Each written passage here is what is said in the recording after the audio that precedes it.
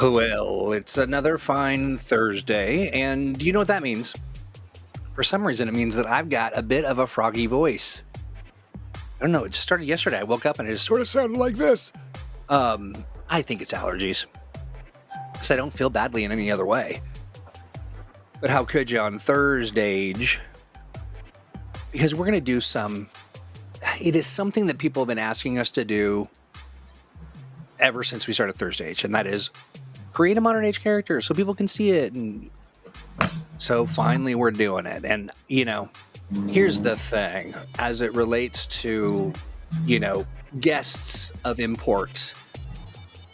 We have got the potentate of Pointy, the chancellor of Chop, the sage master schoolman of sabers, spadroons, and scimitars.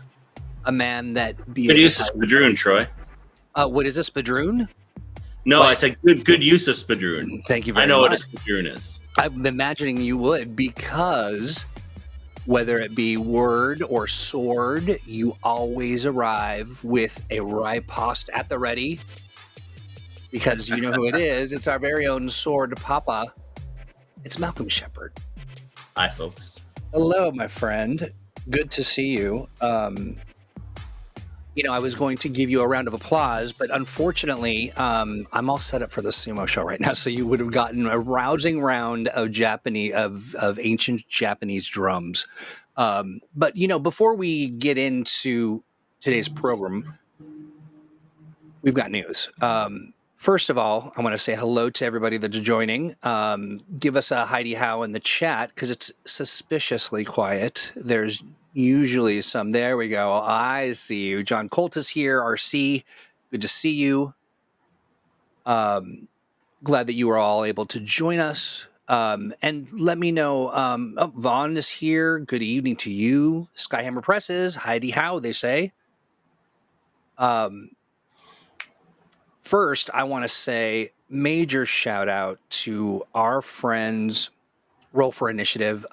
Did you get a chance to check out their review of Modern Age? I have not yet. No. It's a delight. I saw it, and I saw people talking about it, but unfortunately, I had another meeting earlier. Yeah, exactly. Because what folks may not know is that while we're doing this, you're only moments away from the development meeting, right? That's right. Yeah. But yeah, we have a development meeting on Thursdays, so I had to skip out a little early after talking about unannounced future project. Unannounced future project. Ooh, nice. Yes. Hey, Claude, good to see you, my friend. Boy, everybody's here. We got quite a crowd.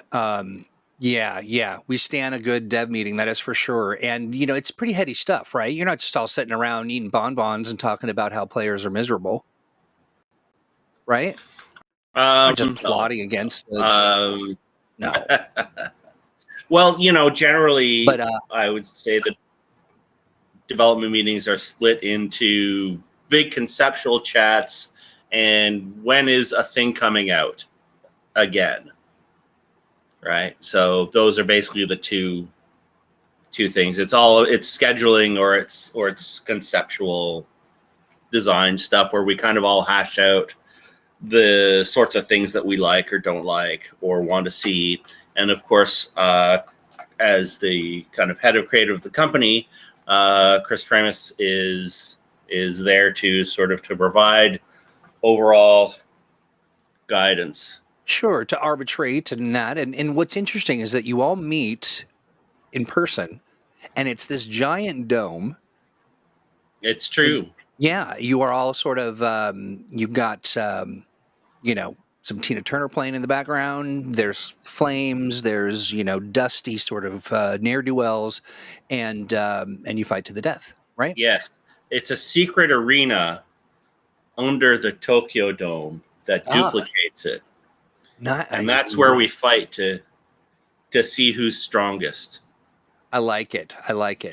Many ideas. Anybody else Anybody else watch Baki? That was a Baki reference. I have not watched Baki, but I'm certain there's somebody. Baki is a ridiculous fighting manga and anime. It has a neat spin-off show. The spin-off is a sitcom based on a master's thesis about queer subtext in Baki. So they turned that into a sitcom. I see. It's a Japanese live-action sitcom based on a master's thesis about a cartoon. You know, master's theses, nothing more situational or comedic. They're IP gold mines. Absolutely. 100%. 100%. But hey, I want to drop this link in the chat. Our friends over at Roll for Initiative, they're just doing a phenomenal job. I mean, I think when I think of folks out there, and we know a lot of people who are doing streaming on YouTube, we're one of those. We're two of those people, actually, because we're doing it right now. But they just do a great job. I'm just awfully fond of them, not because they just say great things about us. That's nice too. And yeah, I like people who say good things about us, but they're just good. They're just good at what they do. Go over and check that out. Share it with somebody that you think needs to learn a little bit more about sort of the fundamentals of modern age.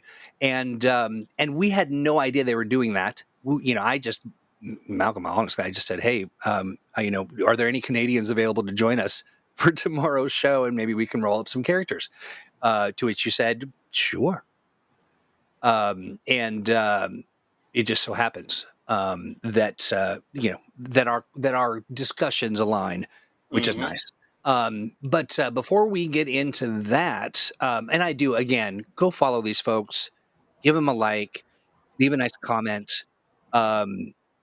It's nice to celebrate people who do good things, and they do a lot more than just talk about us. They do a ton more.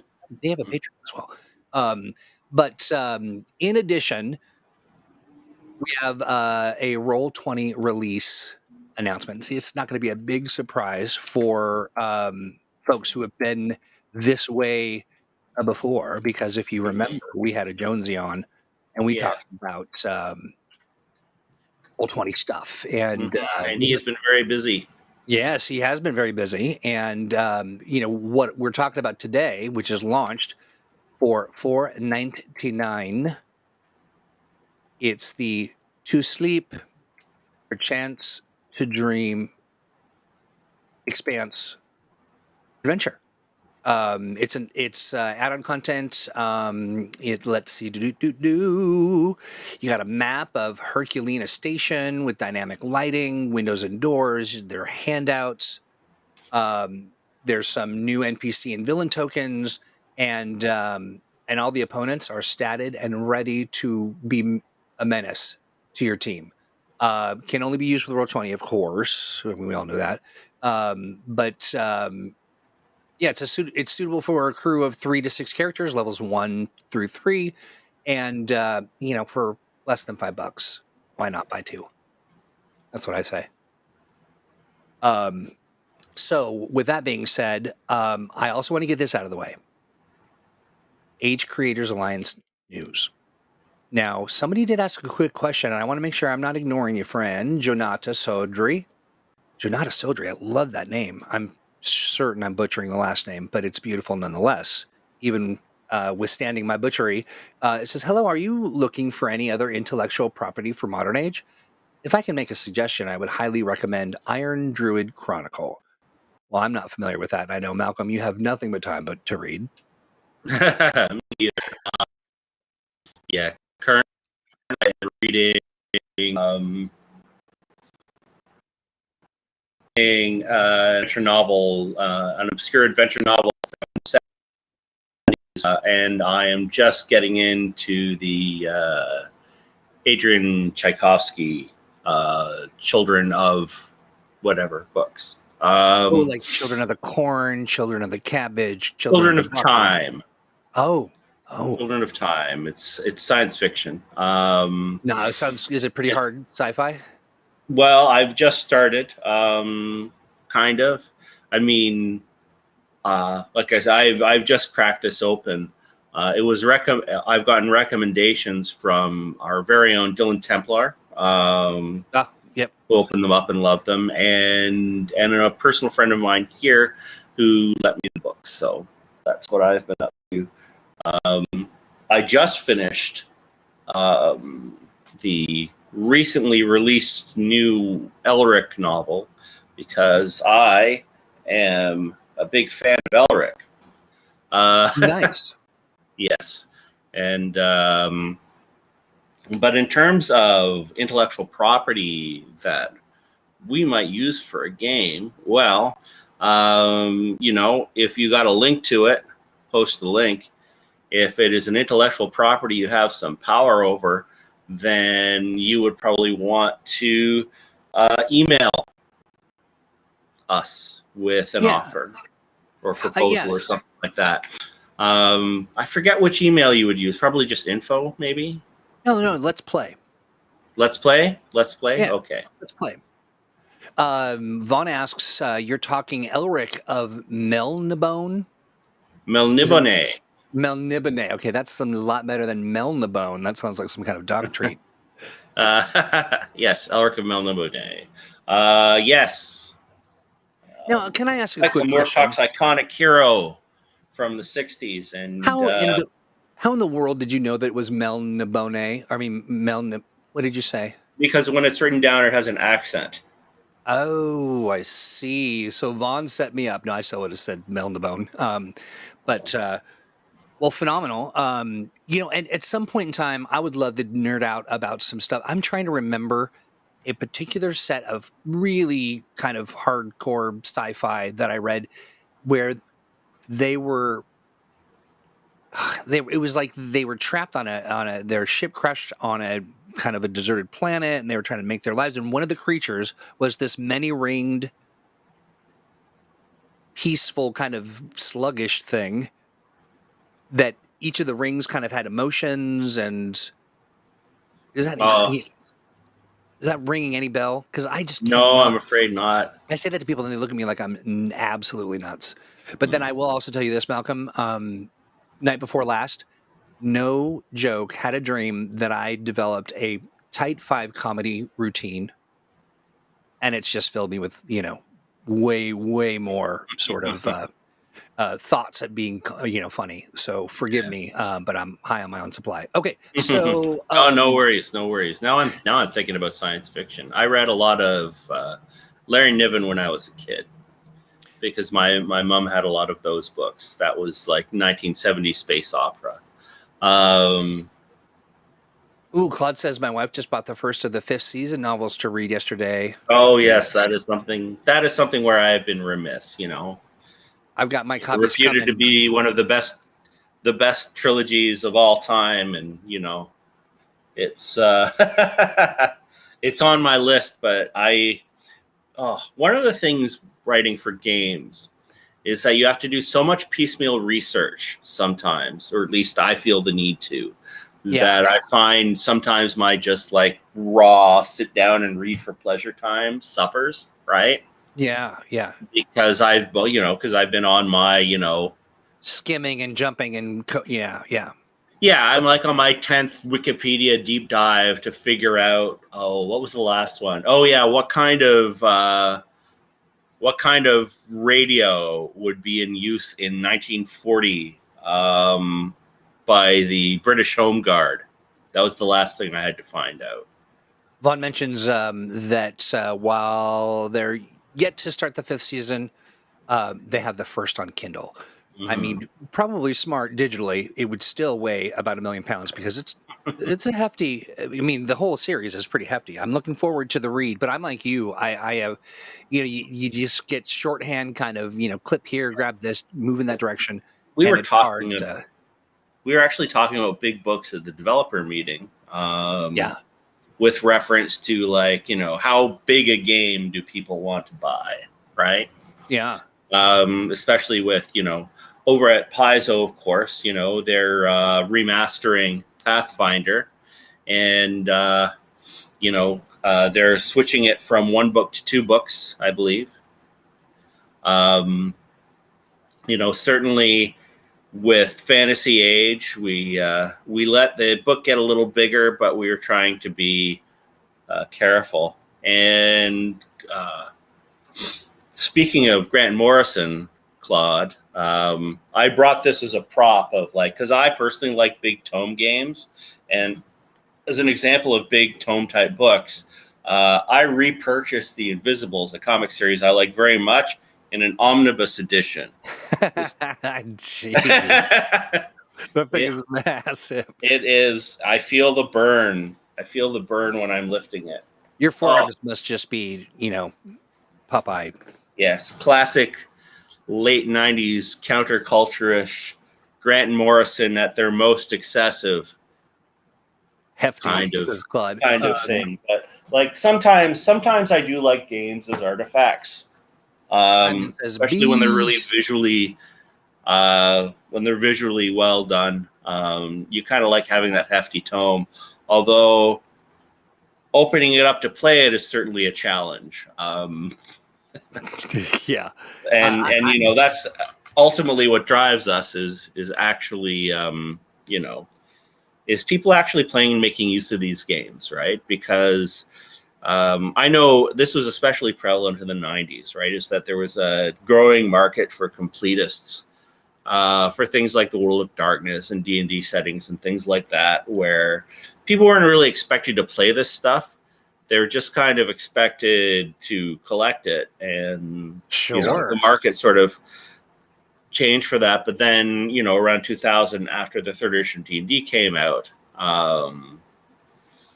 there was an orientation back into play. Now I think maybe we're going the other way, except it used to be people would think, people will buy books of like lore, right? Like setting material. They'll buy that just to be completists and they won't use it in play and stuff. But I find I will buy a lot of games for mechanics that I don't necessarily have any plans to play because they're inspiring, right? Each of them has something that, some interesting idea that I might, that might trigger something for me to do, or in my personal games, something that I might nick to run myself, right? Right. Hey, real quick, it's funny. Skyhammer Press says, "Yep, I feel that about Wikipedia deep dives. I recently had to figure out if a particular flower in the Caribbean would be blooming in February." Oh, nice. That's the lucky stuff, right? I mean, how many sort of untoward, sort of questionable sort of deep dives have you had to go on because you needed to get some info about how assassins assassinate? Well, the thing is, it's I know some people don't go for that. They don't feel the need to do that kind of work. But I'm the kind of person who does. I'm telling you, I have not met that person at Green Ronin. Or even this in the surrounding sort of family and friends. Folks they go deep. And people who know will know too. Like a friend of mine is a horticulturist, and oh God, whenever there's when she'll go, those flowers aren't in that climate, or it's the wrong season for those. Yeah. Or she'll go like, it's, oh, sure, it's the turn of the century, but, they only have those flowers up because those were trendy in the mid 90s. I think that the idea of being that sort of paying attention to the details to the degree that it's the suggestion that you are paying attention to all the details. I mean, it is. I mean, I love it. I mean, I think it's. Well, we do our best, right? And, we get paid for this. So, absolutely. So we don't get paid to kind of do it. Right. And I think that's really, that's what people pay for. They pay for a polished treatment, right? Where we do look at those things, right? It's the same with adventure design, right? Really, to run an adventure, what do you need? You need maybe a sheet of bullet points, right? And a plucky spirit and a can-do. And a plucky spirit and a can-do at it. But but the thing is, when you are buying an adventure, right, you expect more. You expect background and context, complete sentences, and also, enough detail for some kind of replayability too, right? Yeah. So really a lot of it is about doing it in a somewhat labor-intensive fashion, right? Claude's to create that value. Claude's mentioning that his wife's in the medical field, and I'm watching those medical dramas and seeing how, it's sort of like crime shows where they're like enhance, or every time they try to sneak in Vancouver, Canada for Seattle, I want to burn this place to the ground. I mean, it is distinctly different. We see you. It is distinctly different. Simon says RPG Except books in the old Highlander TV show. Oh, where they merged them into Seacouver. Oh, no, I never watched that. Well, it's not good, Troy. But it just didn't quite click for me. but a lot of people regard it with affection, and I respect that. Oh, sure. There's a bunch of schlocky. I mean, come on, Rocky Horror Picture Show is beloved, but sometimes a little tiring.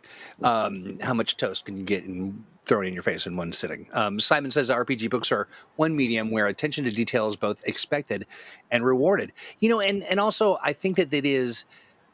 You hit on something that I just didn't quite put together until just this moment, but you do want to pick up these books because they're cool looking.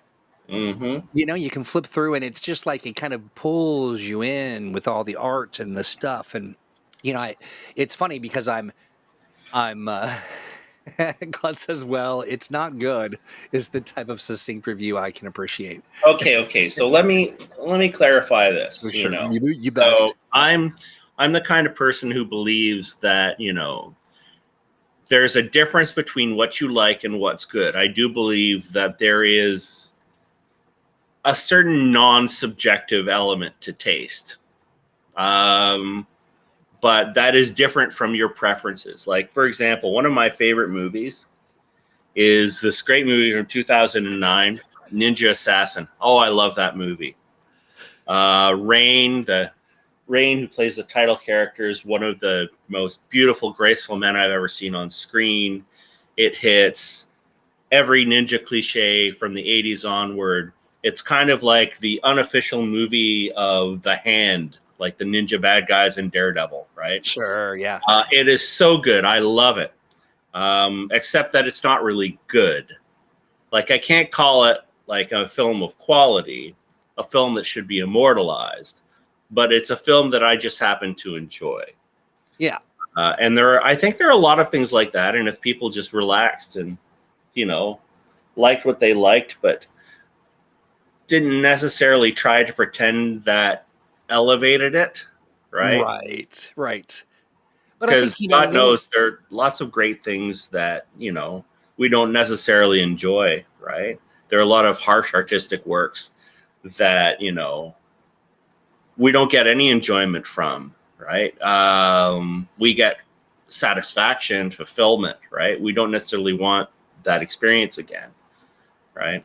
Anyway, I'm meandering and I talked over you, Troy. Well, no. Always a pleasure to be talked over by you, my friend. And also, I just want to say, I remember when you're like, I'm not sure we'll be able to make a whole show out of we haven't even gotten to the Good Age Creators Alliance news yet, and already, oh my God, yeah, already these ne'er-do-wells are making me laugh. I had to mute myself during your, soliloquy because I love to hear it, and because Stormer got me with the Antissa. Yes. Yeah. Patient. Yeah, and Louisianans and New Yorkers also furious about misrepresentation when they're, also, hey, Mr. Panther 54, I'm glad that you made it. And this one's a live one. This is a real live. We are legitimately live. Forgive me for rearranging things a little bit. My back's a little sore. Yeah, no, take a load off. Relax. I like the idea of sort of the idea of you laying on a chaise, peeled grapes at the side, pontificating on the nature of things. Yes, like the decadent robot from Futurama. That's exactly what I was thinking of. That is 100% what I was describing. Yeah. Ooh. But let me get this news out, and then we're going to go just full, we'll call it full Malcolm. So here's the deal. There were just a few pieces that were waiting before we rolled out the first initial. Here's how we're doing it, Malcolm. Here's the plan. we're going to bring in folks who are interested to a sit-down discussion. Stanix, I just thought Malcolm was giving his come hither GM look. And you never want to come hither when a GM is giving you that look because it's bad. Something bad's happening. But we're gathering all of the interested folks and giving them an early look at the updated rules, so the updated guidelines, the updated license. Which, again, I say it all the time, but you had a hand in sort of, I would say, releasing some of the burdens that folks may have felt, lighten the load by, expanding percentages and those sorts of things. Well, yeah, we knocked it around, but among the things that are coming are more rules material as part of it, and also I think the big thing is opening up some settings. Yes. If I laugh, I'm not laughing at you. I'm laughing because these jerks are funny and they're making me laugh. I'm seeing the repartee. Yes, the Roman recline discussion. Yes, yeah. But do continue. So we increase the amount of original stuff they wouldn't necessarily have created, borrowed from the the books. Yeah. To 50%. Yes, I think it's 50. I think it's 50 too. Yeah, we were conservative at first because this was our first go really at doing this kind of stuff. When we did this and the Chronicle System Guild, we were just dipping our toes, but now we have kind of a better idea of what we want. Oh, sure, yeah, and what we want to help people do. So there's that, and then I'm not sure. Troy, you would know what the stages are for rolling this out, but So here's what's happening. Because we've got the final pieces of the sort of I would think of it as the keystone piece. We're going to sit down with everybody on a Zoom call, or if you can't attend a Zoom call, or you don't like a Zoom call, or you want to stay in sort of your dark. I imagine sort of this cave, sort of the entrance to the dungeon. I'll send it to you over there, and you can provide your feedback just to make sure that we're not, we can look at something for a long time and say, this is perfect. And then people go, hey, wait a minute, you forgot the cover, or, something simple like that, and then we're just mere moments away from rolling that out with the addition of Blue Rose. So Blue Rose will be added, of course, Fantasy Age 2nd Edition, Modern Age, and in the future, Cthulhu Awakens. That's right. We will be opening up Cthulhu Awakens for community content. However, there are distinct rules for each of these things. Yes. And it's worth going over the one for Cthulhu specifically. And I'll probably be repeating this several times right up until it's actually active. It's not active quite yet. No. And the big rule for doing community content for Cthulhu Awakens is that you cannot adapt anything. You can only use stuff that we have in our books or that you have invented yourself. And the reason for this is because a lot of Lovecraftian things people think are in the public domain are not. And a lot of things, there are also elements of, there are also Lovecraftian standards where parts of them are in the public domain and parts of them are not, right? So, for example, there are a number of monsters where the monsters are in the public domain, but their names are not. Yeah. Okay. Because what happened is that further along, Chaosium may have come up with a name for an unnamed thing. Yeah. Right. And we're not Chaosium. And all of We us have love. great affinity and Yes, we have love great and affinity for respect. Chaosium, but we have a different game with different goals, and also um, we are building on only on things that are in the public domain. So for that reason, right, you have to, if you can't like go, oh, I'm going to adapt this monster that Cthulhu Awakens hasn't done. That is from, even if it's from a very old short story or something, I'm afraid you can't do it. Yeah, well, here's However, what we're gonna. Yeah, go ahead. I'm sorry. so instead, what we want you to do is, come up with entirely new things. That's right. Yeah, Cthulhu me. Hey, listen, that didn't quite work out. That won't make it into the Type 5. But we're gonna have ample opportunity to dig into the Cthulhu Awakens stuff, and I think it's important that we bring that up because it is an important to acknowledge that we're not the first Cthulhu mythos, but we're different on purpose, and we also just really do hold our contemporaries, in high esteem, and we want to make sure we're doing them right, and Yeah, also you. So all yeah. that And Cthulhu also, art, I there's a like it. certain ethos inherent to the way we did Cthulhu Awakens, where we really want, like, the whole idea of Cthulhu Awakens is that the mythos is something that is, a common cultural possession in a lot of ways, right? So we want you to build on that Yeah. instead of like less recycling, I guess is the way I would put it. Also, Ryan, good to see you.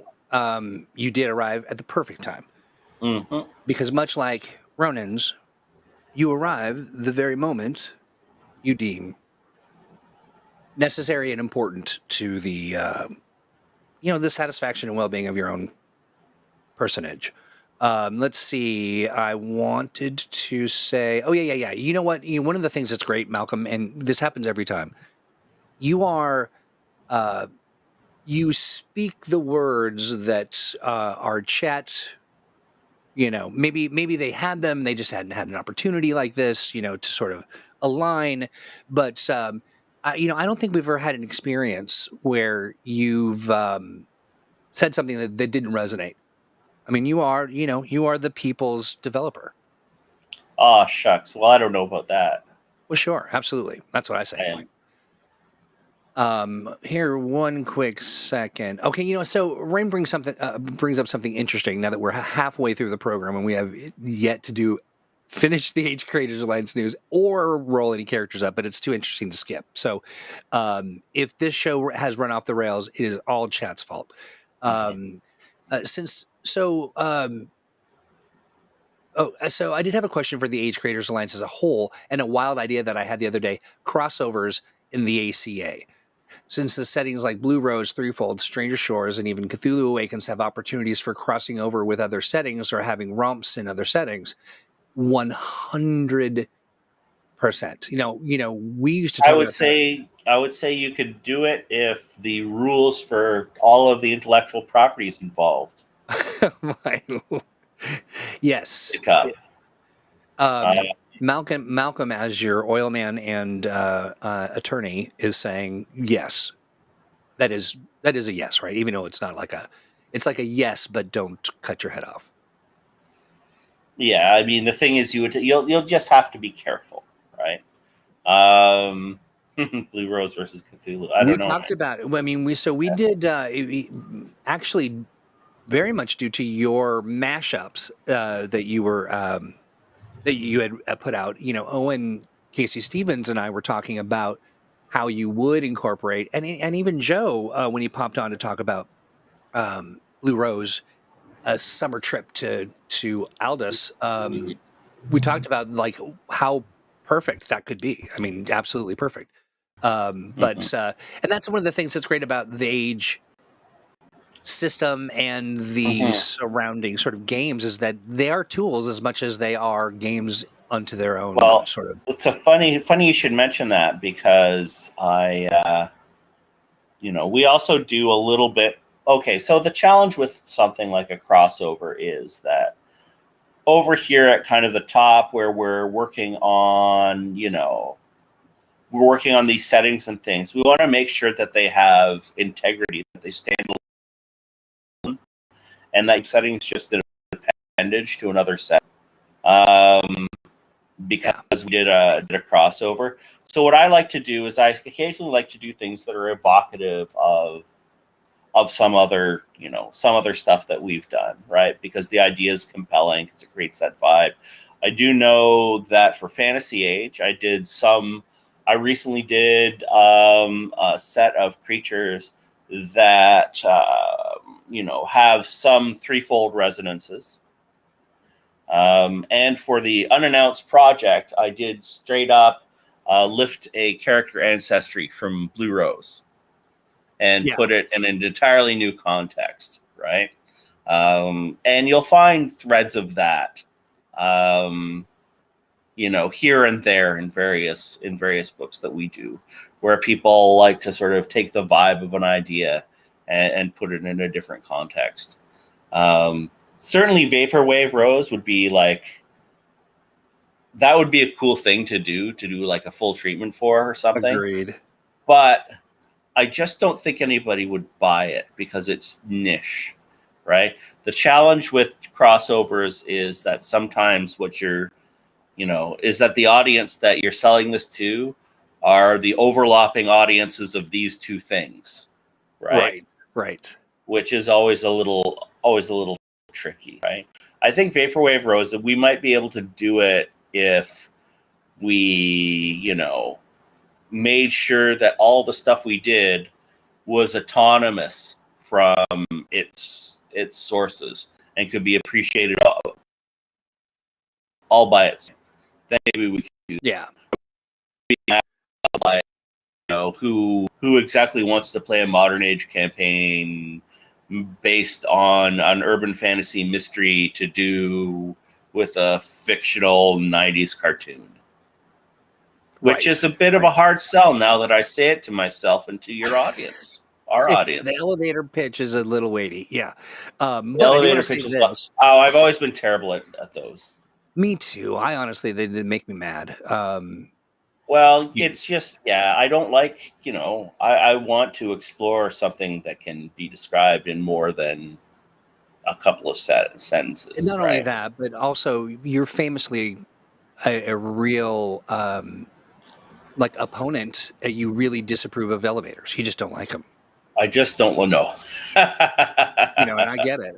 And I respect it. But yeah, and what I love about this, though, is that there are infinite opportunities and possibilities within the Age Creators Alliance to explore some of those things and to have some of that fun, especially even if you're maybe collaborating with, other Age creators in the Alliance. So the thumbnail sketch of what's going to happen next. We're going to have the super secret Zoom meeting that only people who have filled out the link that I'm just lost and I'm going to pull up again to sign up for. And you know what? I'm telling you, I don't care if there are 5,000 of you. You all get to join us. It doesn't matter if you've been somebody who has published something. Maybe you hadn't even thought of it and you're only hearing from it now and you're like, hey, I really want to do that. You can do that. Absolutely, you can. And really, the only thing that's stopping you is, it's you, and the fact that you need this link that I just dropped into chat. And so, give us your name and details. Tell us a little bit about you. Don't be scared by the "Have you published?" question, because I'm just curious if you had or had not. Oops. You know what? I just rolled all of my Blue Rose dice right off my desk and under a shelf. So that's great. The idea of creating characters, we'll see how that goes in the waning moments of the program. Yeah, I think it's something we might get round to another time. I think so, and and I love that. And here's the deal: we'll have to maybe change the topic, just so people don't come here for modern age character creation stuff. But we got to do that, and we'll do it. And we heard you friends. We promise. I even have my proto-molecule dice at the ready. Ooh, on Blue Rose. Yeah. So, nice. Yeah. But honestly, I think that it is fine that we put that away, primarily because this is more fun. I mean, I'm certain making characters is a blast, but what it does allow us to do is do this thing that I am about to do. There's a website, and that website is called Free Ronin. Vaughn even had in PDF, so and I appreciate that, Vaughn, and we will make good on that promise. But if you haven't been to freeronin.com, you don't know what you're missing. I mean, there's some. We keep a bunch of stuff there. It's free stuff. That's true, and it's awesome. Oh, we need to update the logo here. It is. We've got Nisaba Press stuff, 5th edition, The Expanse, Modern Age, sheets and errata are the big thing. Yes, absolutely. Character sheets, errata. But there are even, like, if you go into Mutants and Masterminds, you can go way back. Yes. There's a PDF, hate.pdf. Who knows what it's about? Bet you love it. Bet you love it. Yes, there's a lot of I know that we have, quick starts, free adventures, tons and tons of stuff. Oh, gosh. Especially, and all kinds of stuff, too, for, some of our older lines and releases, too. Absolutely. I mean, just a treasure trove. Sentinels of Earth Prime stuff are there. By the way, I bring up Sentinels of Earth Prime primarily because I've got some codes. And if you're interested in getting a Steam code, or you want to kind of dink around on through Google Play, or you want to use your iPad and download the apps through the app through those venues, all of them will work together. And the code is, it's free just to our good friends. I mean, not just any old schmo can have one of these codes. But if you wanted one, all you'd have to do is send a note to Let's Play at Green Ronin and say, hey, I'd love one of those codes. I would play, say I want a Steam code, or I want it for iOS, or I want it for Google Play. And I'll make sure to get that. And here's the other thing. I will include, you will get both, and this is for free. This is free. You will get the our sort of contribution to that, but then you'll get the other property as well. You'll get both of those, all of the cards, all of it, because they're designed to play together. And here I'm hastily looking from the links that I accidentally closed my window while I was cackling about the Rocky Horror Picture Show. Do you see the mayhem that you have caused? But there is some really phenomenal lore hidden in freeronin.com. So go check that out. Send me a note if you want to play either of those games. They're super fun. The Steam version is just a blast. Now, I haven't touched the others, but I'm presuming because they're compatible that they'll be just as amazing. But tell your friends. Don't tell your friends to come get a free code, because I will not. I might, but I won't. And they're also, sales are going gangbusters. They're doing really well over there. And I was very, very excited that they were so generous with codes. So with that being said, the reason I shared the freeronin.com is because then you can go there and grab the character sheets. I'm certain everybody in our chat has their character sheets at the ready. But here's my challenge to you. I'm happy to move this dialogue about creating, rolling up some modern age characters to maybe next week or the week after, schedule allowing, because I want to make sure that you're with us, Malcolm. Sure. And my challenge to folks who are in chat is bring someone who doesn't play.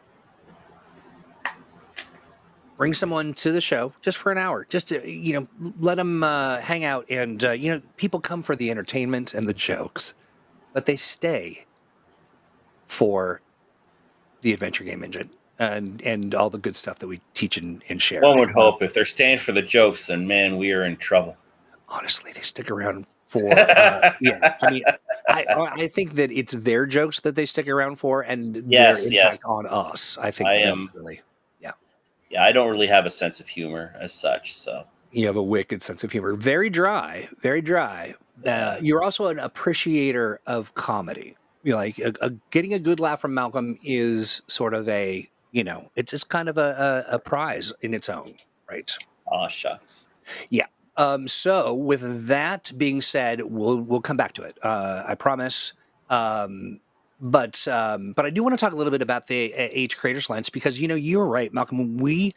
So the first iteration of the Age Creators Alliance itself kind of sat in a stasis for like 3 years, and it just because of the nature of the program and the sort of not having done it before.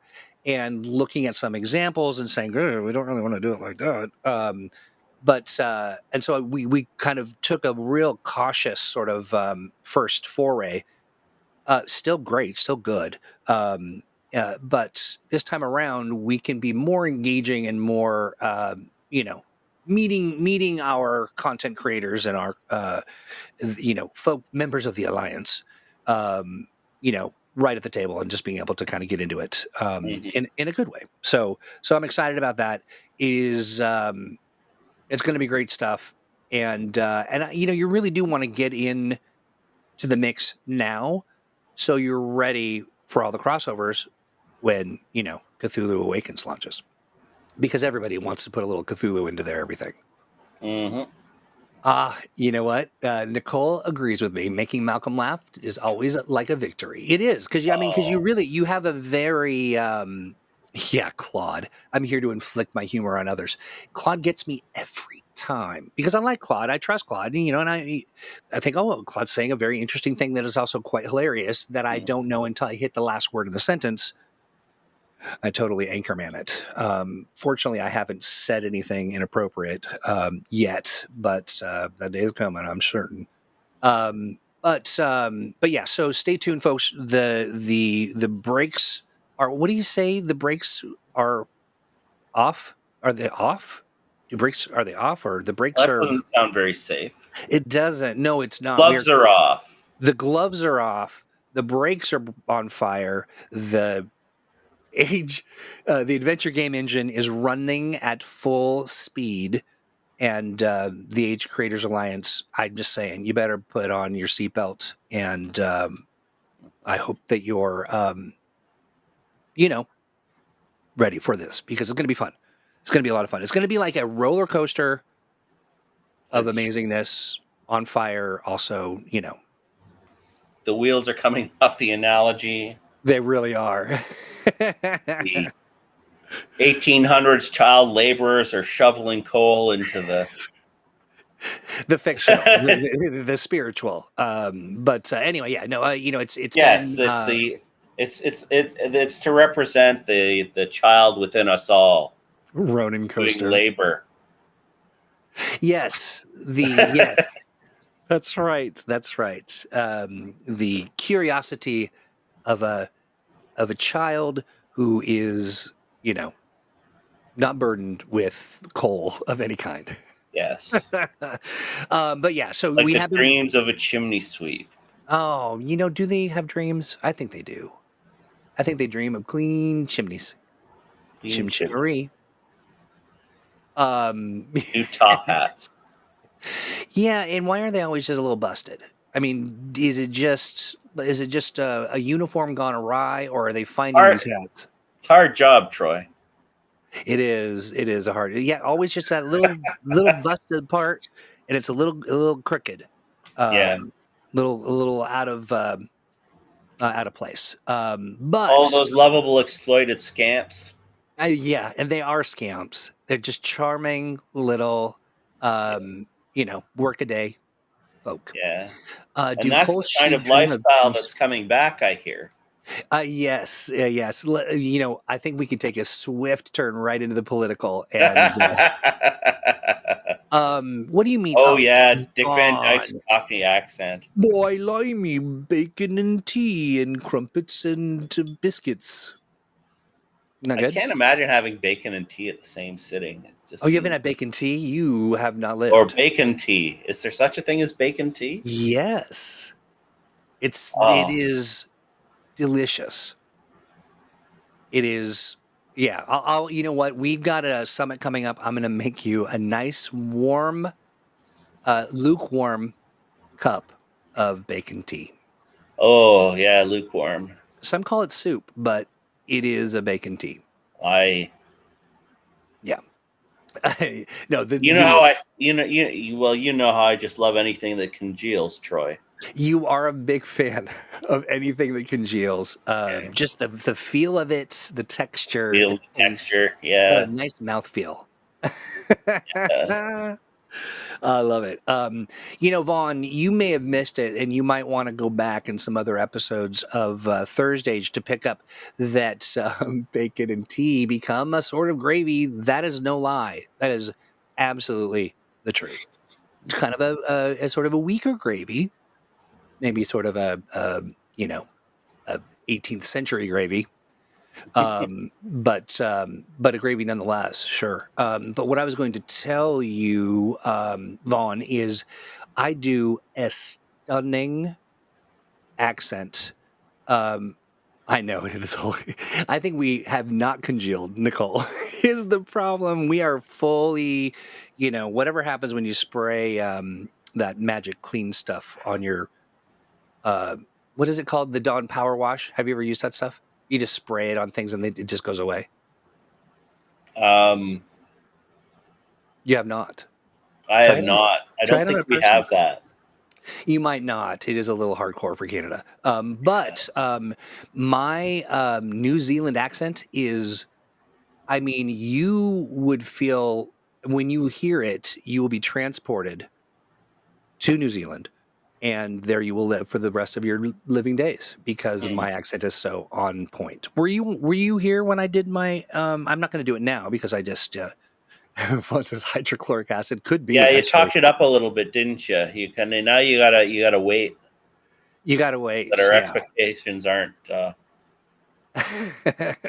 Says, like that line from Frozen: "Congeal, don't feel, don't let them know." Skymmer says, Troy, say, what are we? Werewolves, not swearwolves? You know what? I will say, I really want people to go back and find. It is truly a. You will. It's like taking Xanax through your ear holes. You will hear it. You will be transported to. You will feel peace. All is right with the world, and then you can come back and we'll have some fun. Vaughn says, no, I don't think I was. I discovered you here around the release of Phage 2. Well, I'm glad that you're hanging out and sticking around, Vaughn, because what that means is we have you right where we want you, and you have to suffer all of the humors. And yes, and the conversation is usually not quite so abstract and free associative. We did sort of go, I'm literally like, what can we talk about for 5 minutes? But hey, listen, here's what I love about ThursdAGE. It's our show. And by our show, I mean everybody who was listening. And so, folks, my apologies if you came here to learn, you came here to hear us build a modern age, create a modern age character.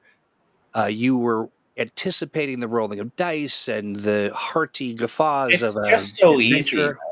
Easy. It's in the book. Read the instructions. there is a whole book published. Yeah. With all of the details. So I don't know. I mean, I still do characters in longhand anyway, right? Like, I know lots of people, they're straight to a word processor, or if there's a character creation software, they're right for it, right? But I've always put things on a sheet. Sure. I demand it. And this, I'm certainly not arguing for it as the best way, because that's just me being a middle-aged person, right? Sure. But I do find, for me, that that doing it longhand does kind of get me connected. I agree with you. Yes. Oh, excuse me. But although there's one thing I want to say is that, like, one thing that I changed a little bit in Cthulhu Awakens that's in Modern Age is the concept stage, because I increasingly find that I don't really know who my character is until I'm done. You know what I mean? Like, yes, yeah. Because the rules suggest possibilities for who to play, and and also there are just some questions I don't want to answer right away too about my character, right? Like right now, I play Modern Age as well. Like, one of the things is that I've really enjoyed doing is having other people run the game. And we are playing a, cyberpunk fantasy kind of thing. And sorry, just to interrupt quickly. It's not, the Secret Project is not a new system called Middle Age. No. That's just the unfortunate condition the people designing it are in. War pudding. What's war pudding? I think we're back on the. Rocky Horror field substances thing. Yeah. Oh, yes. Sure. But continue. You were talking about war pudding? War pudding. No, I'm playing a character right now, and I left a lot of holes in his background because I wasn't quite sure what I wanted out of it. And, as time, I gave myself a sort of like, sneaky trickster kind of thing. But as time has gone on, I have developed the character into more of a traditional backup spellcaster, keeper of secrets kind of dude, right? Sure. And I think keeping a loose grasp on my concept going in really helped me find my way with that character. Whereas if I had done like, oh, here's my guy's 5-page backstory, which leads me to select these traits, then, then I wouldn't have had the flexibility. I'm sorry about the yawning. No, any opportunity we get to hear you say sorry, I think. I got COVID-19 a couple of weeks ago, so I'm still a little. Yeah, and honestly, a little puckered from that. I have COVID twice. I could take 5 naps in a day. So, absolutely. Yeah, that's what's going on. It's wild. I just am absolutely exhausted. And I went to do I went on a fencing related trip this weekend to hoping that it would kind of kick it out of my system. But no, I had to cancel one of the sessions I was going for. Because I was just too tired. And here's the deal. Much like our community, you got to meet people where they are. And, just because, and honestly, there's a lot that goes into creating a ThursdAGE. All sorts of, pre-show warm-ups and lighting and all the skin suit fitting and all of this stuff. I mean, it's a lot of work. So yeah, it is especially finding the skin suit donors. And that's the hardest part because we've got to find them ourselves. Yeah, and sometimes they don't want to play that important role for us. No, they don't, which is rude. They're like, Troy, what are you doing with that wickedly curved knife? And yeah, I mean, yeah, and always bleeding out everywhere. It's a mess. It is a mess. Yeah. But we digress because it is now 3:01. Malcolm, I got to tell you, friend, Always a joy. Literally, I could sit and talk with you for a couple hours about whatevs. Well, thank you. I think this was really more of a 6 out of 10 today. Honestly, I'm sorry. I don't know. Try Listen, better next time. We're gonna stick around for just a moment because I want to get because it is important that we get the final sort of on a scale of 1 to amazing, which is clearly infinity. Friends in chat, what would you give today's program? Even with the curveball, even with the little, sort of kind of where we did not at all cover the topic we said we were going to cover. We did get out the information about the Roll20 release, and That's true. I would say about a third of the show went somewhere else. We got the little green bits done, just not the big orange bit. Wow. Skyhammer Press says rating Gravy Squatch, which is off the charts. It is. It has been banned from the charts. It should not be on charts. Well, it's just so wet. It's forbidden to be on charts. But everybody wants the forbidden gravy. Vaughn says amazing minus 0.44444444444. That's the smallest bit of 4. 5 out of 7, nearly a perfect stream. How do you get a continuing 0.4? It's bad. That thing, because it's usually a 0.3 or 0.6 or 0.9. You're gonna have to take that with Vaughn off the air, because we're not going to do an hour's worth of debating Vaughn over math expression. Ronan rating green. I love that. You know what, Learn Music, you are here just in time for us to say glad you made it. You are just a little bit late, but here's the good news. You didn't miss what you thought you might have been missing. We decided to shuffle things around a little bit, largely due to chat. They're the ones that took us here. It wasn't us. But we're going to talk about rolling modern age characters in the future. But yeah, we are. Listen, we did start 2 minutes late. Now we are leaving 3 minutes late. I know that threw my pace off. Which means, it's 4 minutes. So now you got 2 additional bonus minutes. And Learn Music, you were here for that. You got those bonus minutes free of charge. You didn't have to sit through the whole show. You got the bonus minutes. So congratulations to you.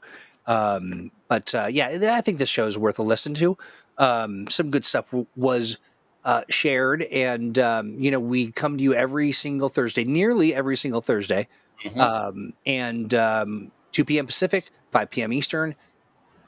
We also have a program called Mutants and Masterminds Monday, and it is a blast. We have so much fun, and I got to tell you, if you are somebody who is a fan of heroes or mutants or masterminds or smart people or fun people, you're going to want to come hang out, especially this coming Monday, because I think we will have a little more insight into some big changes that are coming to the Patreon.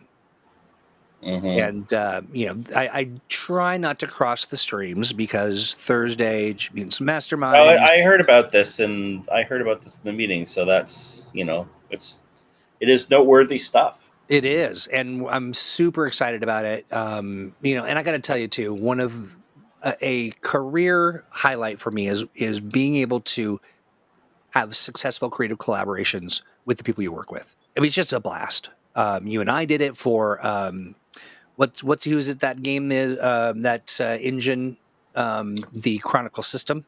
Yes. And we put that out together, and we did that quick. I mean, but quick. It was good collab. Working with Steve and working with Alex, it is just as delightful as you would think. I mean, literally, we interact and engage and have fun in the same manner, maybe a little bit more effectively. Maybe I'm not always trying to throw things off the rails. But yeah, so stay tuned for that. That's going to be next Monday. We'll talk a little bit about that. But I do believe next Monday's subject is going to be all about bugs. big bugs, little bugs. Bugs. Yes. Also, I want to wish everybody within earshot a happy Pride. Yes, indeed. It is that month. It is that month, and wow, it's critical. It is. It feels like, we need you, friends and family, and we got you too. So, with that being said, Malcolm, again, thank you so much for hanging out. I enjoy it. I mean, literally, like I said, we could sit and just careen wildly, subject to subject, and I would. Oh, there was careening a bit today, wasn't it? Oh, quite, yeah, absolutely. But with that, I think. Hold on here.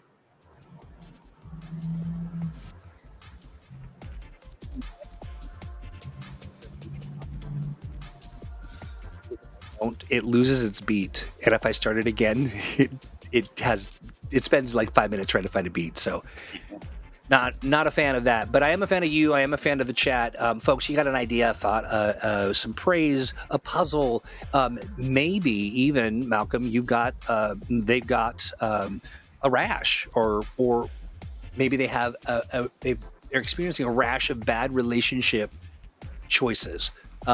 We can arbitrate those as well. Happy to weigh in on your age-related questions, though we aren't doctors or lawyers or psychologists. We are being played off. We absolutely are. We'll do our best. We will do our best to not make it your worst. That's our new slogan. I love it. Thanks, ThursdAGE aliens, everybody. ThursdAGents, ThursdAliens. Everybody have a great rest of your week. We'll talk to you soon. Goodbye.